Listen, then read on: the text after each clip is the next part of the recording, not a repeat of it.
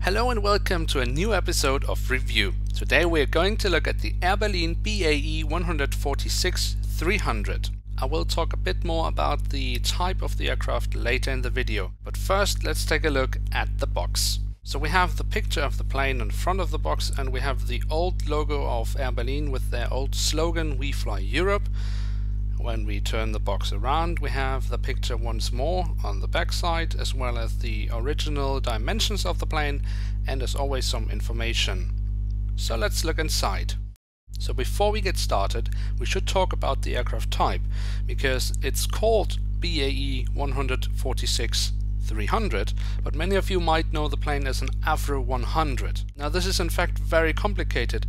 What is the correct name of this aircraft type, because an BAe and an Avrojet look exactly the same, but the explanation is this. The RJ100 is actually the second generation of the BAc jet family. The first generation was the BAe 146, 100, 200 and 300. The successor was the RJ 70, 85 and 100. The third generation was the discontinued RJX 70, 85 and 100 family. The subsequent families to the original BAc jets included technology and performance improvements whilst utilizing the same airframe. So that's the explanation, but I will probably still call it the Avro 100 because I'm simply used to it. So enough technical talk, let's look at the details. So the aircraft has the old livery from Air Berlin, which they in fact used for almost 2 decades. So if we look at the vertical stabilizer, we see there's written Air Berlin and no logo as we know it today. Of course, also in the tail section we have the registration of the plane and some nice details on the back door. If we move to the front, we see again Air Berlin written on the fuselage. Underneath that there is written operated by WDL, and that's because this aircraft was actually only in use by Air Berlin for 1 year and was leased by WDL in that time. Now the Avrojet is in fact my absolute favorite plane. Now it's not really nice to fly in, and the overhead compartments on the wing section are an absolute joke. You really can't talk about having an overhead compartment there, but I still love it.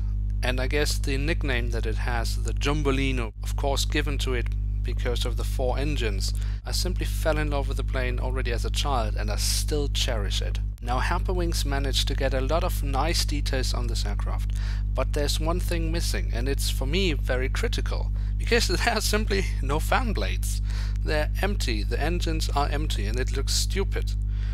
It's really annoying because, I mean, one, the plane looks great, and it's my all-time favorite plane, so I really want it to be perfect, and it's just not. I'm really sad about that.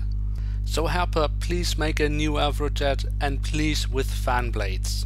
Now that's the episode for today. Remember, on Sunday, because we are getting close to Christmas, I will upload an extra episode, but that will not be an episode of review. That will be the first episode of Versus, where I'm going to take a look at the differences between old generation and new generation planes, but more on that on Sunday. And of course on Wednesday there's a new episode of Review where I'm going to look at the American Airlines 777-200. So thank you for watching. If you enjoyed the video, please leave a like or subscribe. That will be absolutely awesome. Thank you and bye. Now when we take a closer look at the plane, we see how beautifully detailed the plane is. Just take a look at the wings. Absolutely amazing. I really like it.